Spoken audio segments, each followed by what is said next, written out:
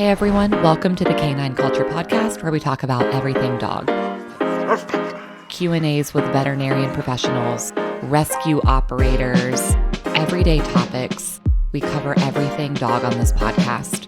So make sure you subscribe to the Canine Culture Podcast on your favorite podcast platform, and make sure you're following us on social media on both Instagram and Facebook. Thanks again for listening. Now here's that next episode. Hey everyone, welcome to the Canine Culture Podcast. This is your host, Brittany, and I'm really excited to bring you guys the episode today. We're talking to the founder of Praline's Backyard Foundation. So thank you so much for being on the show. How are you?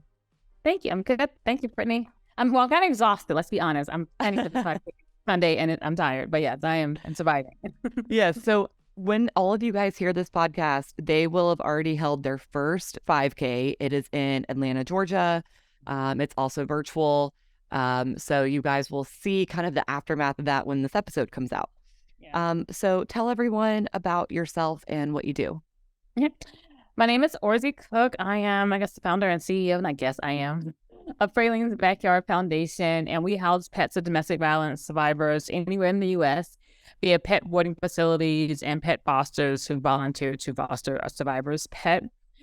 We do that through a network of different pet boarding facilities and through a network of pet fosters. And even if we have a survivor in, I'll say, nowhere at Georgia, just because I live here, there is a pet boarding facility in that area. We will pay for the boarding for that survivor at that pet boarding facility for 7 days. And it may be longer, depending on how long it takes us to get a foster, to get that pet transition to a home environment, because we recognize pets who've been in an environment where abuse has occurred, they've experienced a level of trauma as well, especially when you deal with certain animals. They like to be protective of their primary owner. And so we want to make sure that that survivor's pet gets into a home environment as soon as possible. And that's for the pet foster. Yeah, that's amazing. So we were talking off air that I found you through social media. The algorithms of the world brought me to you. I saw someone who experienced domestic violence, and her abuser killed both of her dogs. And that video just had me just up in arms. I was just so frustrated. I was so upset. And then I think the very next video on TikTok might have been you. And I was like, wait, we have solutions. We have people who see this problem. And it really resonated with me. I mean, I've known personal victims of domestic violence, and you know, oftentimes the dogs can't go with them, or the dogs are used as a playing piece. You know, they're used as, well, if you leave, I kill your dog. Exactly. So what you guys are doing is amazing. What would you say the motivation was behind starting Pralines? The motivation was really, I had spent years in various, either worked at a domestic violence shelter or the Humane Society. And so I started off working on a crisis line when I was in college, and I delved into that. Then I transitioned from graduating from college, and I started volunteering at a domestic violence shelter. And I would hear a recurring story, and this is, I've been out of college for like 20 years, so it's been a minute. But I would hear recurring stories of survivors telling me how they really were concerned about their pet. And then and then people would actually go back to their abuser, not to be with their abuser, but because they wanted to be with their pet. And so it really broke my heart. And I had no means to find a solution to that, but I recognized it as a serious problem. And so then I went on from working with volunteering at domestic violence shelter.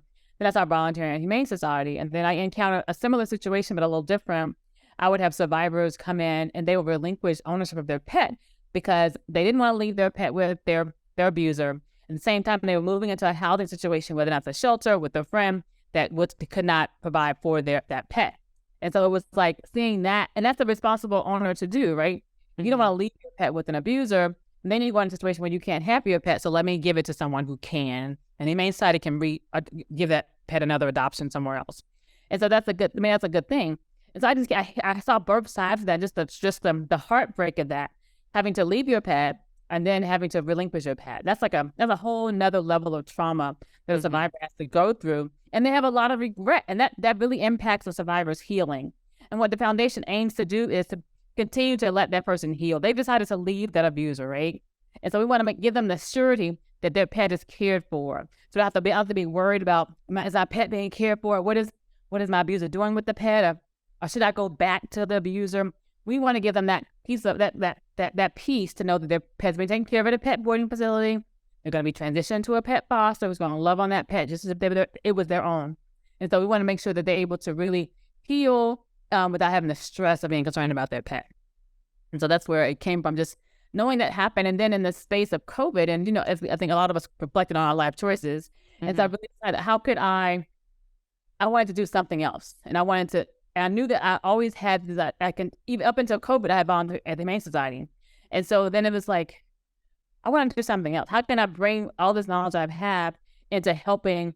I love animals and I love people. So how can I merge those two things together? And then hence Praline's Backyard was born. That's amazing. And I think, honestly, so many people don't think about it. They just don't think about that component of it. But like you said, that's a whole other level of trauma that they have to deal with. And it could prevent them from healing. It could prevent them from leaving their abuser. And so you're doing amazing work. And I don't know anyone else doing that work. So I'm really happy to be connected with you and to really just spread the word.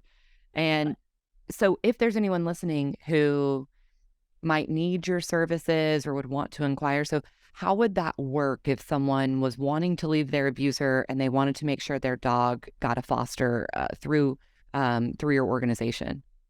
Okay. Well, I'm listed with the National Domestic Violence Hotline. So if that survivor called the National Domestic Hotline and they told them that they had a pet, they would give them my name, depending on where they are. Because some domestic violence shelters do provide accommodations for pet through local humane society. That is an option and things of that nature. And then, so it depends on where they are. But I've listed myself as nationally. So I'll provide free housing for your pet anywhere in the country through a pet boarding facility. And I've recently partnered with Dobert, and Dobert is a network of pet fosters throughout the country. And so we can find a foster anywhere for a survivor's pet.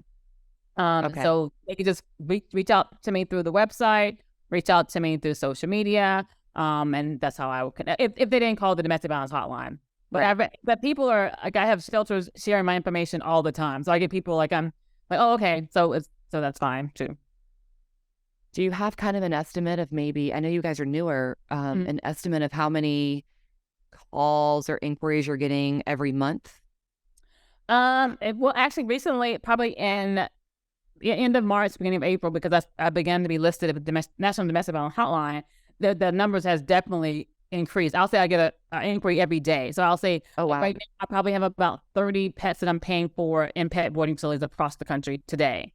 I have a spreadsheet. I haven't cleaned it up this week because a lot has been going on. But I know that I've paid for it. The foundation has paid for it. We have 30 pets in boarding facilities right now, and we're trying to get them into fosters. So I know that. But I'll say right now it's continually to increase. So I'll say every day. So I'll say at least 30. I mean, every day I get. I mean, not necessarily. Depending on where you are, I can get your pet into a foster today. Like because I live in Atlanta. I can probably find your foster today if you were here, just because I have a network here. However, if it's someplace else that I have a network, I may have to put your pet in a pet boarding facility. So it really just depends on where you are, and I can find a foster. But I love pet foster space because as I connect on Facebook and different social media outlets, people will help me to help a survivor, because people are passionate about providing a safe space for survivors' pets. Yeah, the dog foster, dog rescue community, the people have the biggest hearts. Yeah. They're willing to do almost anything, and it's an amazing community. Once you kind of find yourself in it and start finding your people, it's amazing. Yeah. So I know, and obviously when this episode comes out, the 5K will kind of be done, over with, good riddance. What else is the foundation working on right now? Anything else?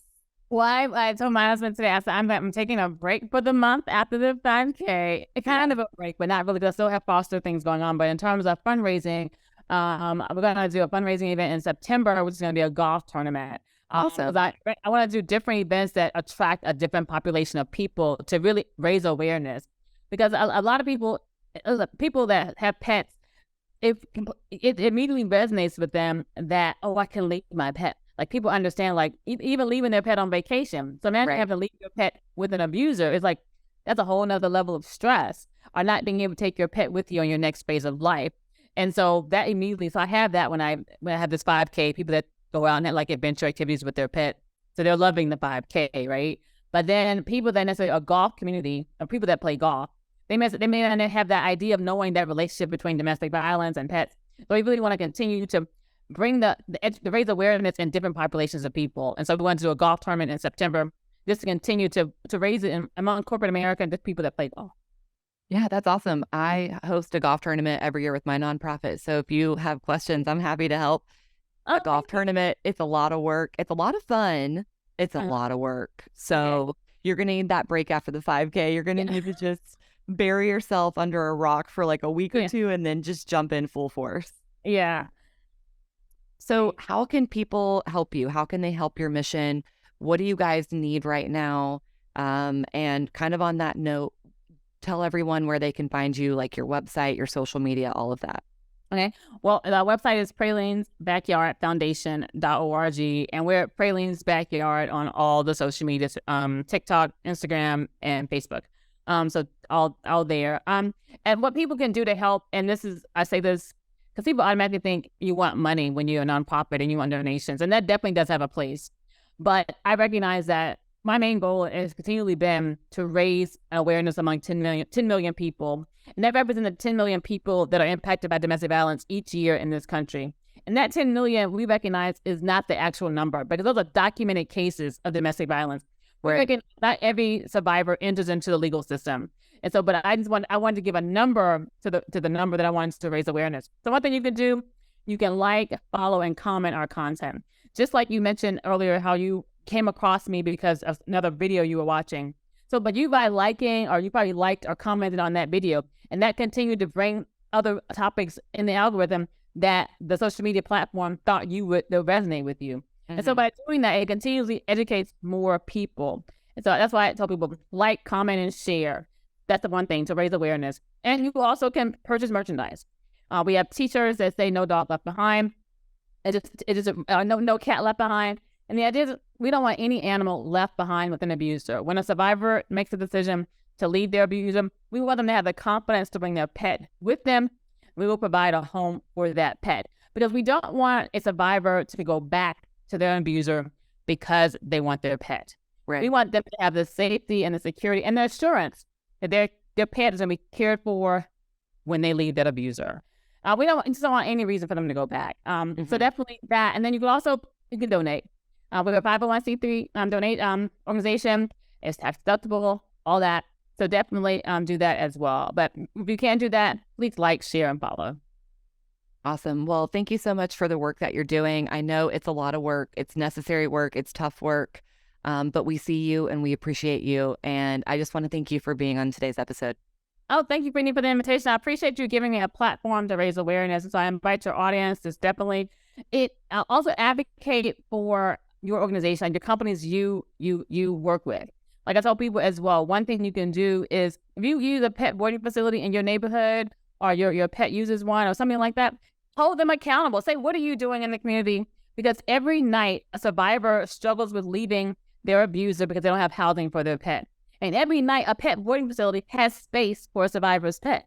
Mm-hmm. So that how can we bring those two, a need and an empty space, together? Right. So there's no need for a survivor to stay with an abuser because of their pet, when there's plenty of housing for pets at pet boarding facilities. Right. And so we want to make sure we can connect those things. So at your pet boarding facility, how can you help the community in which you live? Are you willing to provide space to a needy pet? And this is a needy pet. At a reduced cost, or free at all, because it's a tax exempt status as well for the company to give their space out to someone in need. So yeah. All right, listeners, you have homework to talk to your boarding facilities, talk to your vets. You guys have to go to work, talk to people in your community. Yeah, definitely, because it takes many hands make light work. Like you mentioned that you're not familiar with an organization like Praline's Backyard, but I want there to be lots of Praline's Backyard. It can be named something else, but we all can do this together. We see a need and we can meet it in the space in which we are. Maybe you can't build an organization or do that, but you definitely can. You go into a pet boarding facility. You use a service. Hold that service accountable. They're taking your money every time you come. What are you doing to give back to the community in which we live? Because there is domestic violence in every community in this country.